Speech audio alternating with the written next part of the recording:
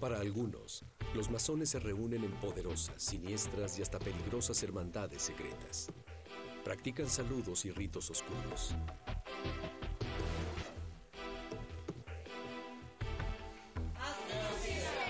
Para otros, los beneficios de la masonería pueden rastrearse desde los orígenes de los estados latinoamericanos. ¿Qué son? ¿Qué hacen? ¿Para qué se reúnen?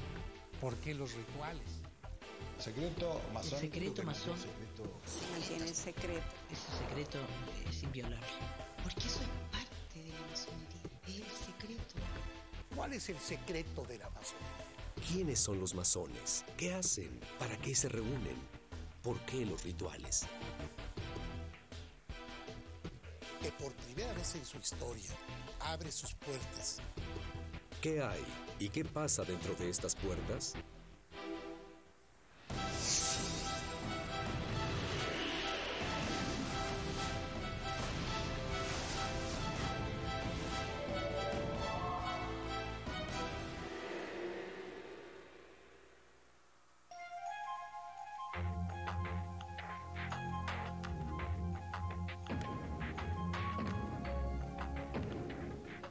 La masonería está rodeada de leyendas, mitos y misterios. ¿Cuáles son los secretos que oculta?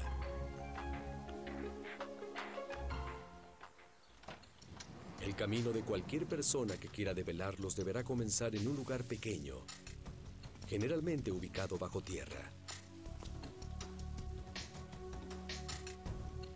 Así comienza la iniciación de un masón.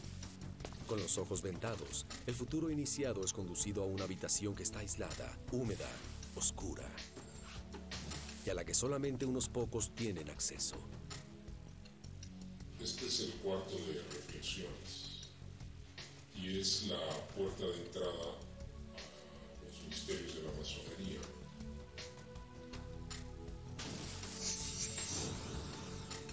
Son misterios que los masones ocultan de los que llaman profanos y que solo protegiendo su identidad son capaces de revelar. El que pretende ser iniciado debe pasar ahí la noche, solo con una vela, sal y agua, y reflexionar sobre su propia muerte, su finitud, sobre la infinitud del universo. Cada elemento presente en la cámara o gabinete de reflexión busca concienciar al futuro iniciado del cambio que deberá realizar en su vida si desea convertirse en masón. La vela le recuerda la luz interior que busca. Todos los elementos presentes tienen un sentido alquímico que simbolizan el conocimiento de sí mismo y el poder de la transformación. El vaso con agua, el pan, la sal, el mercurio y el azufre. Y en la pequeña sala está presente la calavera, símbolo de la muerte. Que el hombre profano debe morir para renacer como masón. Y él debe preguntarse qué deja, cuál es su testamento, si el día de hoy fuera su último día de vida. Ese tipo de vivencias lo que pretenden es que el masón abra su mente, conciba su pequeñez, pero también su perfectibilidad. Eso es lo que define la iniciación. Tú estás en un estado y pasas a otro de una manera importante. Parece que no, pero te transforma. Y un día te das cuenta que no eres el mismo a como eras cuando llegaste aquí. En un lugar como este, empezó su vida como masón hace más de 40 años Manuel Jiménez Guzmán, quien hoy ocupa el cargo máximo de la masonería mexicana y quien recuerda el ritual como una prueba personal. Reconocerme a mí mismo, el poder a prueba mi capacidad, mi valor personal, mi hombría de bien y mi capacidad para resolver lo que la masonería en la iniciación plantea. Un rito de iniciación que también vivió el hoy gran maestre de la masonería argentina, Jorge Clavero. A uno lo sientan en una habitación y le piden que escriba lo que siente y uno escribe allí la sensación que tiene, ¿no es cierto? Y el porqué del ingreso, qué espera de la institución que lo va a acoger, etc. El ingreso a la masonería es voluntario. El candidato debe ser presentado por un masón y ser entrevistado. Y luego de que su admisión es aprobada por los demás hermanos, el candidato debe estar dispuesto a transformar su forma de vivir y de ver el mundo.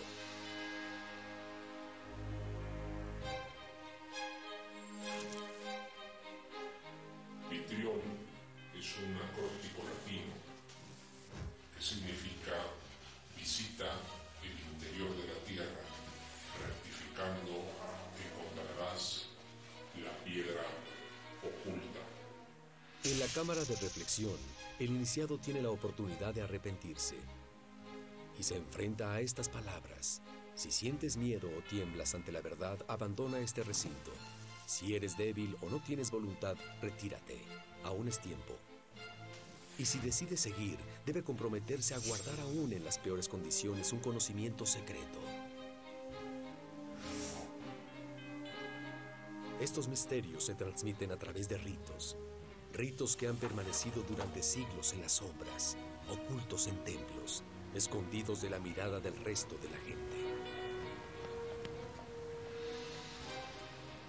Como este sitio, ubicado en el corazón de Buenos Aires, en lo que hoy es la Casa de la Cultura del Gobierno de la ciudad y antiguamente era la redacción de un diario. Allí pueden encontrarse decenas de símbolos masónicos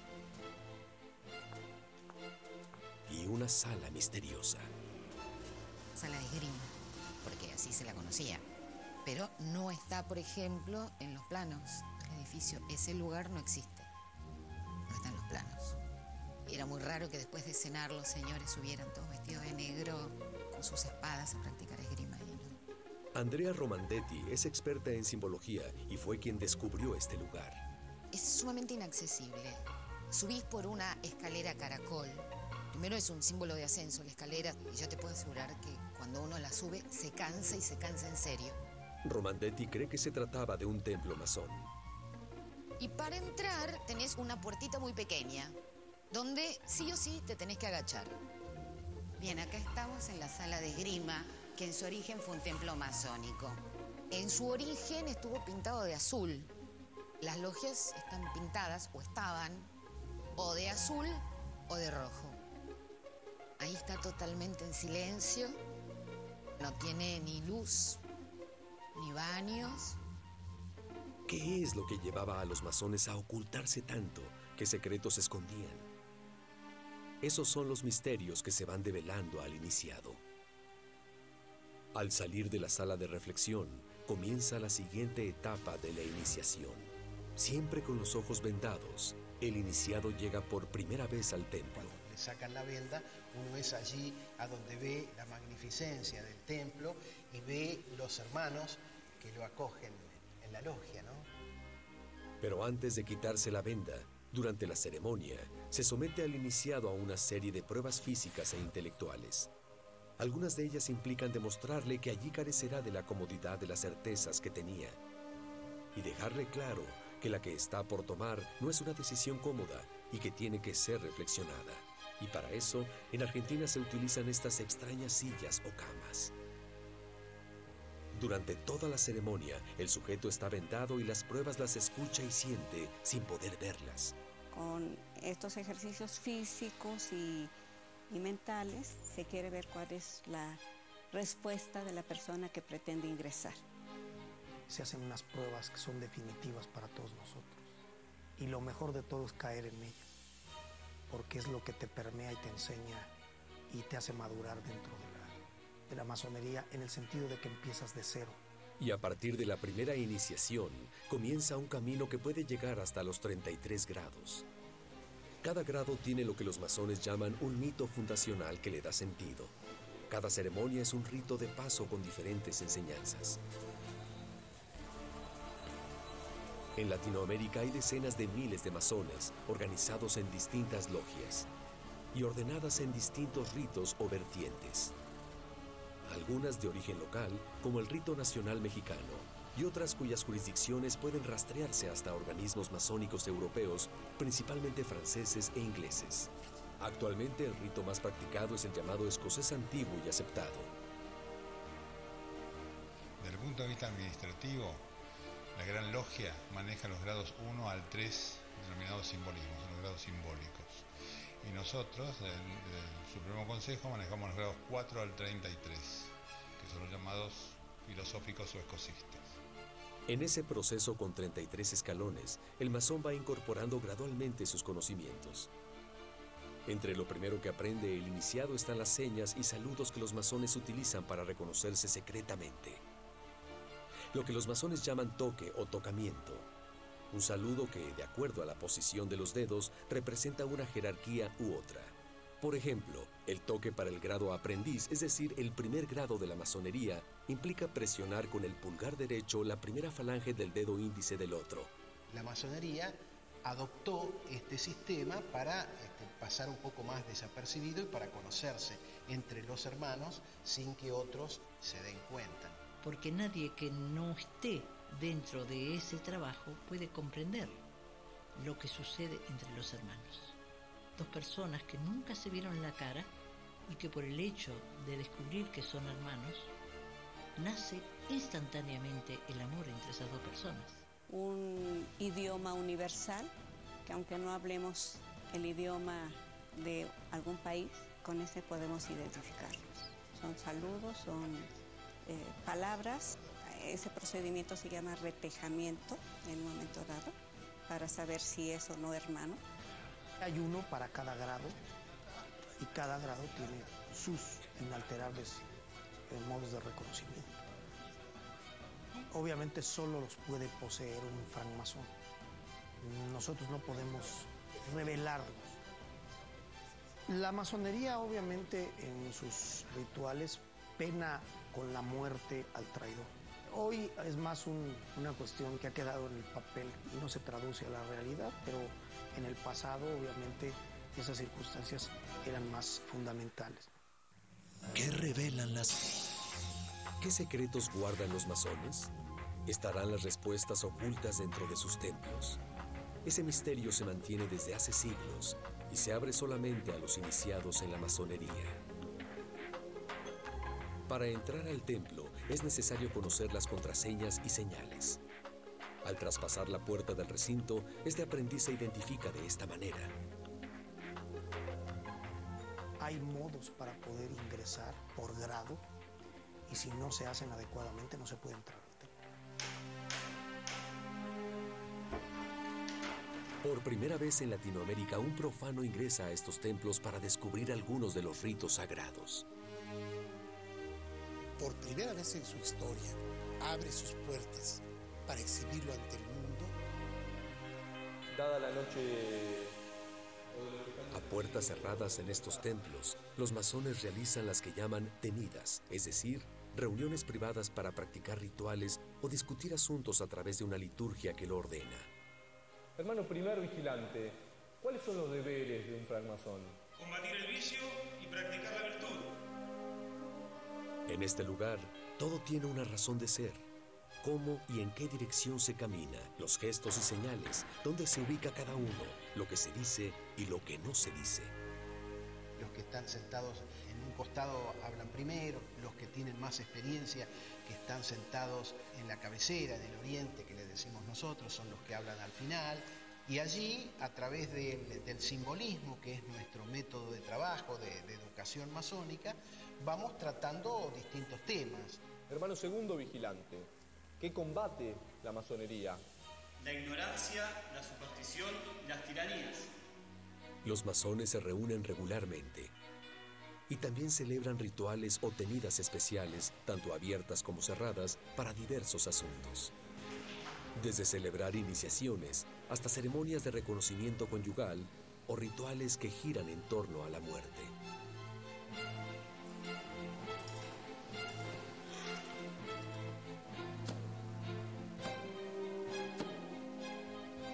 Hermanos, venid, vuestros hermanos os esperan. Estas tenidas fúnebres son para recordar a los masones muertos. Y como todos sus ritos, están cargadas de simbolismo. La ceremonia incluye miel, leche y vino, que son arrojados sobre un ataúd para simbolizar las 3 etapas de la vida. La miel es la pureza e inocencia de la niñez, la leche la fuerza y la vitalidad de la etapa adulta, y el vino representa los placeres de la vida y la sabiduría de la vejez. El número 3 es el número masón, presente en todo su simbolismo. Los hermanos dan 3 vueltas en torno al ataúd y golpean 3 veces con el mazo. Esos 3 golpes misteriosos y de diversa intensidad simbolizan 3 fases en la vida del hombre: el nacimiento, la edad viril y el último suspiro. Son rituales que han permanecido durante siglos y que se repiten en todo el mundo. La masonería llegó a México a fines del siglo XVIII y hoy cuenta con decenas de miles de miembros. El masón es un hombre disciplinado. Aquí se habla cuando se tiene que hablar solamente. Los masones buscan dominar la palabra y también sus emociones, para intentar superarse siguiendo las reglas de su institución. Desea que todos y cada uno de los que pertenecemos a ella seamos seres pensantes, que razonemos, que analicemos, que tengamos la posibilidad de emitir nuestros propios juicios. Declaramos abiertos los trabajos en tenida blanca. Tomada asiento.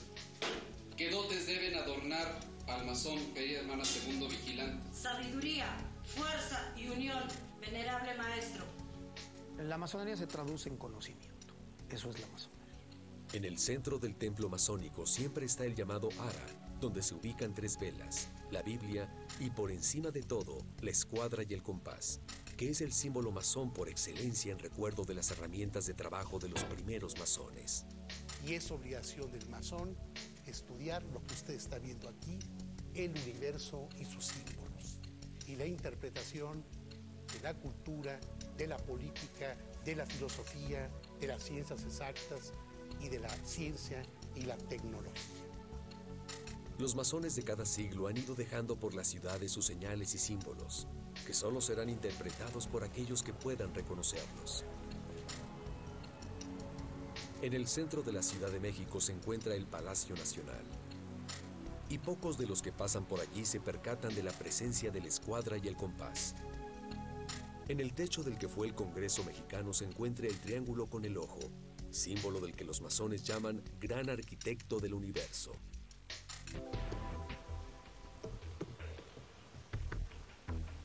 En otros casos, no solo se ven señales masónicas dispersas, sino lo que tal vez podría ser una ciudad entera basada en sus simbolismos.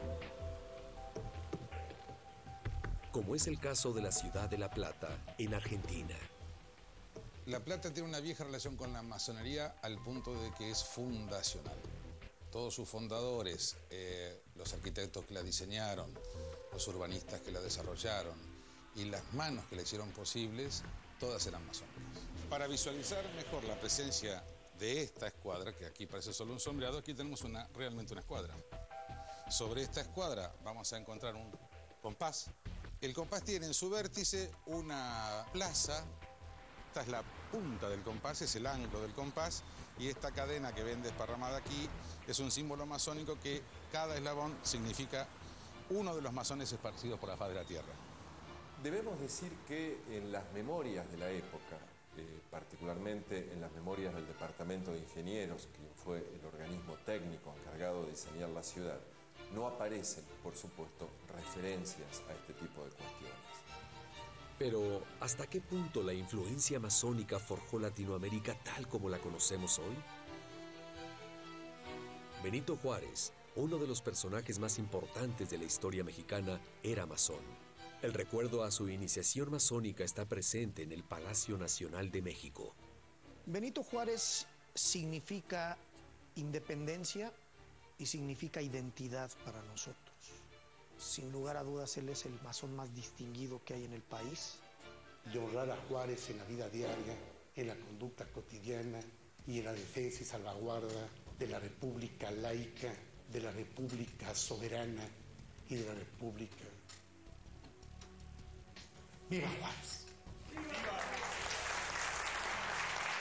Si todos esos líderes de la emancipación americana no hubieran tenido el apoyo de la masonería, no hubieran podido luchar contra ese poder totalmente concentrado del absolutismo monárquico. Los prohombres de la historia, como San Martín, vinieron imbuidos por los valores de libertad, igualdad y fraternidad. De que fueron miembros San Martín, Miranda, el mismo Bolívar, registros en instituciones masónicas no hay. Muchos de ellos fueron miembros de lo que se conoce como logias Lautaro, o Sociedad de Americanos, o Sociedad de Caballeros Racionales. Pero este tipo de organización es lo que nosotros denominamos sociedades paramasónicas, que toman la forma de la masonería, pero no son masonería en el sentido de que no están registradas a ninguna obediencia masónica existente. El hecho es que numerosos masones han estado vinculados a la vida política de sus países, moldeando sociedades de acuerdo a sus ideas. En el Uruguay, la masonería ha marcado la vida cultural, política y social. Un país que yo diría que es un país muy masónico en el sentido de cómo ha permeado a las instituciones, a la sociedad toda e incluso a las instituciones educativas públicas del país. El uruguayo es un tipo muy masón sin querer serlo y sin saberlo.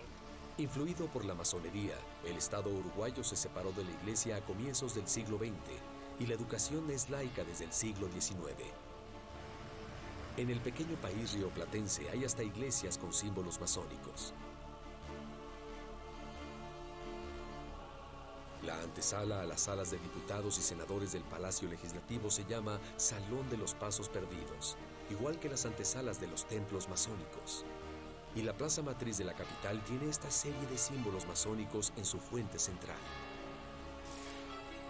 Tal como ocurrió en Uruguay, la masonería también ha permeado las clases políticas de otros países latinoamericanos. Bueno, muy bien. Pues ya sesionamos los asuntos más importantes de la Gran Logia Valle de México. La masonería mexicana ha estado siempre vinculada con la política. Durante todo el siglo XIX y buena parte del XX, los masones eran miembros de la clase política y muchos de ellos decidieron basarse en la estructura masónica para obtener beneficios políticos. Los masones llevaban los hilos de México. Aquí en México no podía haber un político de alto nivel que no fuera masón. Al menos la evidencia que iban dejando en las calles y demás era así, que los masones ponían y quitaban a los gobernantes y que movían los hilos secretos de México en su conducción. En la Argentina ha habido 7 presidentes y 14 vicepresidentes y también, por supuesto, ministros, secretarios de Estado, diputados, senadores, etcétera, ¿no? Hemos tenido participación decisiva en muchos procesos democráticos en Argentina. También está actuando ahora. Influencia en el deporte. El padre del fútbol en Argentina era el venerable o el presidente de la logia Excelsior.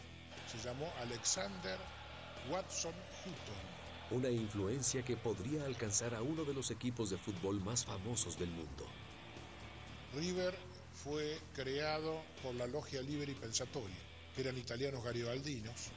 La propia camiseta de River proporciona otro elemento en el que se apoyan algunos masones para validar su versión. Pedro Martínez, influenciado por sus ideas masónicas y conocedor que en Escocia los grandes maestros llevaban una banda roja, habría sido el que sugirió la inserción de esa banda en la camiseta inmortalizada a lo largo de la historia de River. Sin embargo, esta no es la historia oficial del Club Atlético River Plate de Argentina. No hay fundador del club que haya nombrado nunca el tema masonería en ninguno de sus aspectos. Si lo hubo, se lo llevaron a la otra vida. En otros ámbitos como el artístico, también se ha ligado a figuras importantes con la masonería. Aquí tenemos el acta de iniciación de Mario Moreno Cantinflas. De acuerdo a este documento, el actor y cineasta Mario Moreno fue masón y trabajó en este mismo templo en el que hoy se reúnen los masones mexicanos. Mario Moreno Cantinflas pues es un ícono propiamente del cine mexicano. Algunas de sus facetas, su lenguaje, su vestimenta, muchas veces las toman de la dinámica de cómo los iniciados entran a pertenecer a la institución. Pero mientras la masonería se jacta de su impacto positivo en la política, la cultura y la sociedad, también hay personas que se aprovecharon de ella para sus propios fines. A mediados de los años 70 del siglo XX en Italia, una logia llamada Propaganda Due, de origen masónico, pero expulsada por la masonería, era comandada por Licio Gelli. Gelli aprovechó el secretismo de la masonería para construir una red de poder propia, que transformó a la logia Propaganda Due en uno de los sistemas secretos de poder más impresionantes del siglo XX. Y desde Italia, la logia Propaganda Due llegó a Sudamérica, especialmente a Argentina y Uruguay, donde gobernaban por esos años dictaduras militares con las que concretó negocios. Durante el golpe de Estado de 1976, firma con Roberto Viola, con el general Viola, uno de los dictadores que comandó la Argentina, un acuerdo por escrito donde Gelli se compromete a trabajar para la dictadura a cambio de negocios que la dictadura le abre, como la venta de armas o injerencia en el sistema bancario, tanto en Buenos Aires como en Uruguay. La masonería rechaza haber estado involucrada en las acciones de Licio Gelli y la P-Due. Se utilizó a la masonería, la estructura que tenía, para hacer una organización mafiosa. La masonería en sí no tenía nada que ver con eso. La masonería permite a sus miembros tener una red de contactos como la que aprovechó Gelli para sus fines personales, y de la que muchos de ellos también se valen para tener éxito en sus vidas privadas.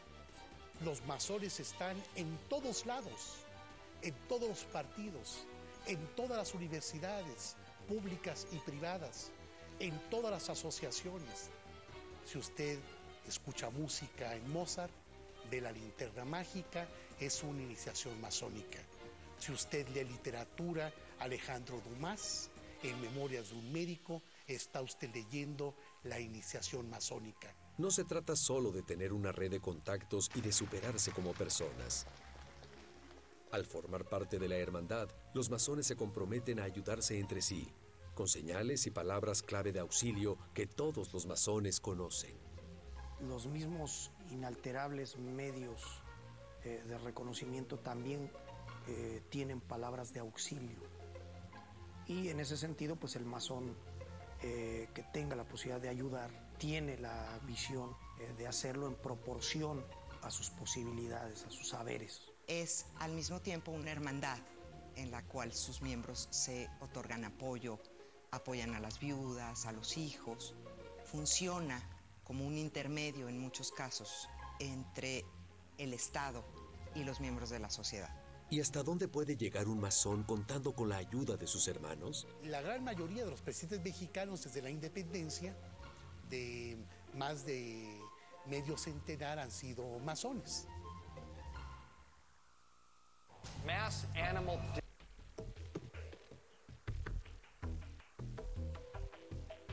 La masonería es una sociedad iniciática que mantiene en secreto sus ritos y ceremonias, abierta solo para aquellos que deciden pertenecer a la organización.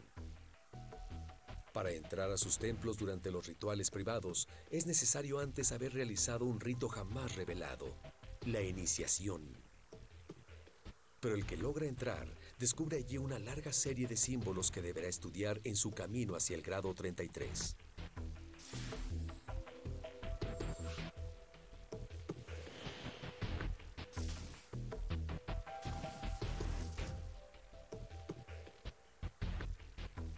Un símbolo siempre presente en los templos masónicos es el ojo del llamado Gran Arquitecto del Universo. La masonería dentro del libre pensamiento entiende que el universo no pudo ser formado por el azar o por la casualidad, sino que realmente existe una causa primera que tiene un plan, un arquitecto grande. ¿Qué es el Gran Arquitecto del Universo? Es una interpretación de cada uno en particular. Cualquiera que sea su nombre, Cristo, Krishna, Buda, Mahoma, la ciencia. Y según los masones, es precisamente esa tolerancia religiosa y lucha por la laicidad en el Estado, la educación y en la sociedad en general, lo que ha enfrentado a la masonería con su principal rival, la Iglesia Católica. La Iglesia Católica rechazó a la masonería prácticamente desde sus orígenes. Desde 1738 se promulga una bula papal en contra de la masonería. Y la tenía prohibida no solo como un delito, sino como una herejía, como una afrenta a la fe católica. Históricamente la masonería y la Iglesia Católica tuvieron una serie de enfrentamientos y desencuentros que derivó incluso en la excomunión. La Iglesia Católica siempre ha intervenido para perseguir a los masones. Muchos de ellos fueron sacrificados en las hogueras de la Santa Inquisición. El problema de hablar de la masonería y de que algunas veces habría víctimas, pero el problema es que mientras se dicen solamente cosas pero no se prueban, se queda hasta ahí. Lo importante es dónde están las pruebas. La masonería en cuanto sociedad secreta, si ella atenta contra la Iglesia y los principios del Evangelio, sería una contradicción ser masón y a la vez ser católico. Sin embargo, siempre ha habido miembros clero católico que han sido masones, aunque es mucho más drástica la postura antimasónica de la Iglesia Católica que la postura anticlerical de la masonería mexicana. Pese a las persecuciones de la Iglesia, que los obligó a permanecer ocultos durante muchos periodos de la historia, los masones han logrado mantener vivos sus ritos y simbología a través de los siglos. A la entrada de los templos están las dos columnas que imitan a las del templo del rey Salomón, y que cuando el iniciado pasa entre ellas, revive el parto a través de las piernas de la madre, para representar el nuevo nacimiento como masones. Al pie de las columnas está la piedra en bruto, que simboliza al aprendiz de masón, y la piedra pulida, es decir, el masón que ya domina los secretos y rituales. Enfrente de las columnas, orientado hacia el este, está el lugar donde se ubican las autoridades de la logia. El sitio es llamado el Oriente.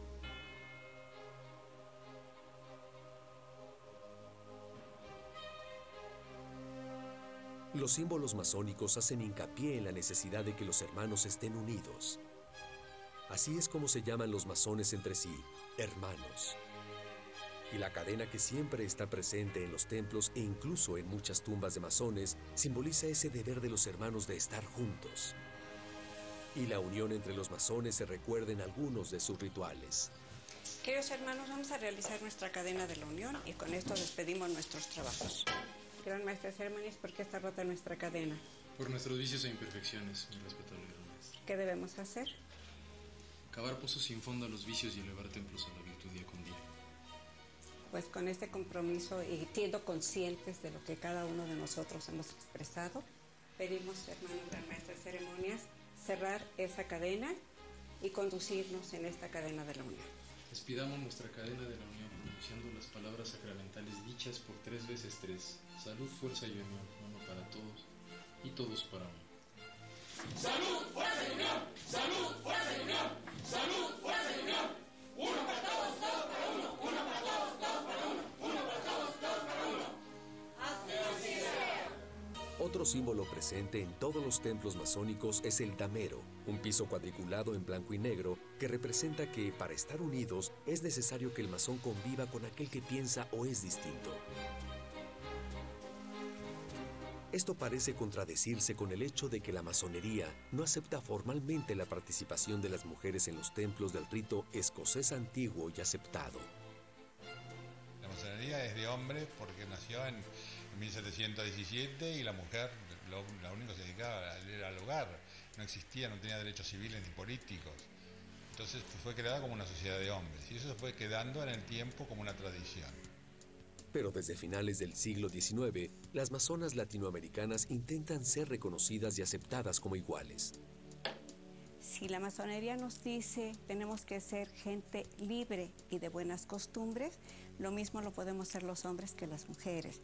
La diferencia está más que nada en la parte energética, porque la energía femenina es diferente a la energía masculina.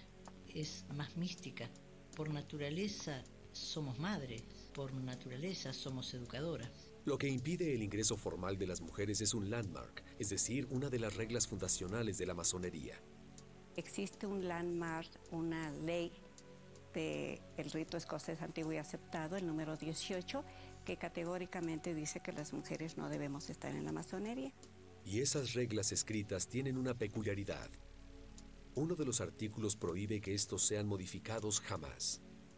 Nadie puede discutir que existimos, nadie puede negar que trabajamos tan seriamente como la masculina, y nadie puede negarle a la mujer el derecho de poder trabajar masónicamente. Y así, las masonas latinoamericanas van ganando espacio poco a poco. Mujeres de varios países de Sudamérica se reúnen por primera vez en el Gran Templo Masculino de Buenos Aires para festejar el 10º aniversario de la Gran Logia Femenina de Argentina. Ellas pasaron por los mismos rituales de iniciación que los hombres. Porque la unión de todas las mujeres va a ser lo que hace posible, queridas hermanas, que la masonería transforme el mundo. Salud. Fuerza. Fuerza. Y unión. En México, las líderes de las grandes logias femeninas logran entrar por primera vez al gran templo de los grados más altos de la masonería masculina, el llamado Gran Consistorio de Grados 33. Y aunque, a diferencia de los hombres, no las dejaron portar allí sus atuendos masónicos, por primera vez fueron llamadas hermanas por el Gran Comendador. Estas últimas palabras primero se inician con mi gratitud a las hermanas y hermanos el día de hoy. Fue la primera vez y creo que eso es importante para ellos y para nosotros, ¿no? Porque pues parece que no, pero habrá un futuro en que nos podamos unir todos juntos. En términos generales, el papel de la mujer ha estado siempre relegado en la masonería. Y la masonería que permite el acceso de las mujeres pierde reconocimiento internacional. Por lo tanto, muchos masones, aunque quisieran aceptar mujeres, prefieren evitar los conflictos con las organizaciones masónicas internacionales y no incluir a las mujeres en sus grupos.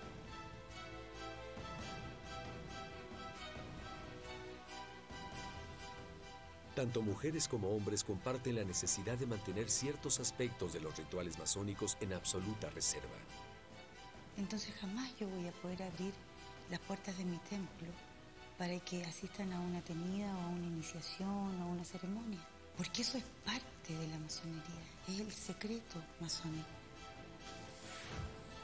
¿Por qué ese secreto? ¿Qué es lo que lleva a los masones a mantenerlo?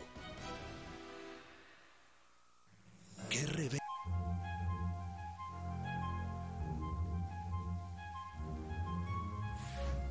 Durante siglos, los masones se han mantenido ocultos, protegiendo una tradición que conservan desde la Edad Media.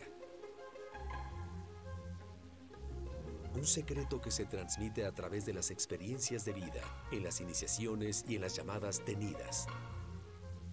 Al expresar nuestros juramentos, expresamos también la discreción que debemos guardar para esto. Hoy tenemos aspectos disciplinarios y leyes penales para obviamente poder controlar cualquier tipo de liberación de secretos de la masonería y obviamente se traducen en la expulsión para siempre de la orden. Los rituales tienen un poder transformador, lo que nosotros tan sagradamente resguardamos de los ojos de los profanos. Ese secreto es inviolable. Según los masones, aunque quisieran o fueran obligados a hacerlo, les sería muy difícil revelar ese secreto. Es muy difícil poder contar algo vivencial. Es difícil contárselo a un profano y es difícil contárselo a un hermano. Es casi como si yo te pidiera que me relates el amor que le tienes a tus hijos. El conocimiento que se adquiere al interior de la orden masónica, pues es un conocimiento personal, vivencial, que se deriva de la interacción con otros miembros y de la ritualidad, y que solamente viviéndolo se puede adquirir. Ese conocimiento nace con los masones originales en la Edad Media, pero aquella era una organización distinta a la actual. Lo que se denomina masonería operativa, que eran las cofradías de constructores, las cofradías de albañiles, arquitectos, todas las personas que se dedicaban al arte de la construcción. La palabra masón viene del francés y quiere decir albañil u obrero. Ellos eran los encargados de construir palacios, iglesias, castillos y puentes. Y para ello transmitían los secretos constructivos de un masón a otro. Durante el siglo XVII se va transformando, va aceptando miembros que no son parte del arte de la construcción que son filósofos, políticos, médicos, químicos, y que empiezan a utilizar el espacio, la estructura de lo que era una cofradía para generar una sociedad de pensamiento, una sociedad de ideas. Pero el vínculo con los masones originales nunca se perdió. Simbólicamente se nos entregan herramientas, y esas herramientas, que son muy parecidas a los instrumentos que ocupan los albañiles, con esas herramientas nosotros tenemos que construir ese templo a la virtud que nos reclama la institución. Así, el secreto de la construcción da paso a uno más complejo. Lo que supuestamente existe detrás de esos orígenes es ese secreto que los masones poseen, ese conocimiento del universo, de la naturaleza, del ser humano, que se va transmitiendo solo de iniciado a iniciado y que supuestamente los masones preservan. Es precisamente ese secreto lo que hace que la polémica en torno a la masonería siga instalada. Hay segmentos de la masonería que son oscuros.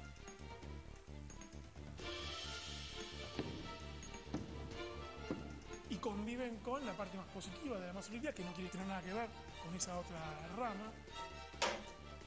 Se les ha acusado de muchísimas cosas y de conspiraciones y de toda esta cuestión. Hay muchos mitos y cuestiones de los masones, de sus modos de comunicar, de sus modos de gobernar, de sus modos de llevar los hilos del mundo, decían algunos.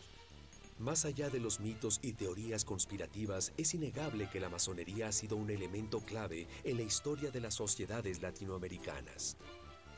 Y como tal, ha sido siempre no el motor de la historia, pero sí una herramienta a la que la mayor parte de los políticos, sobre todo los liberales o los radicales, han recurrido para consolidar sus proyectos políticos. Y los masones aseguran que también ha sido una herramienta de desarrollo personal para cada uno de ellos. Mi carácter, mi forma de pensar, mi actuar, no se puede explicar sin pertenecer a la masonería. Me enorgullezco de ser masón porque me han enseñado a trabajar libremente mi intelecto, porque me han enseñado a trabajar rectamente en la vida, a utilizar la razón para la búsqueda de la verdad.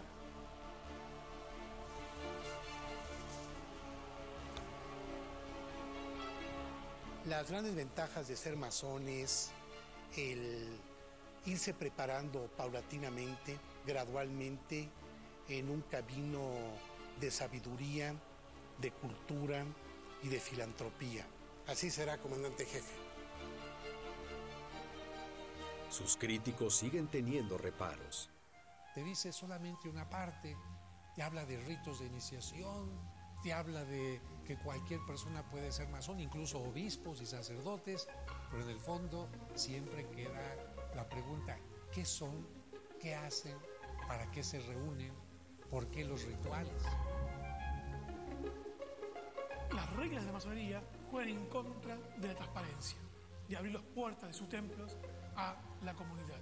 De alguna forma la masonería va a tener que terminar de resolver esa contradicción entre el secreto y la transparencia para mostrarle a la sociedad que son un grupo de personas que simplemente quieren un mundo mejor.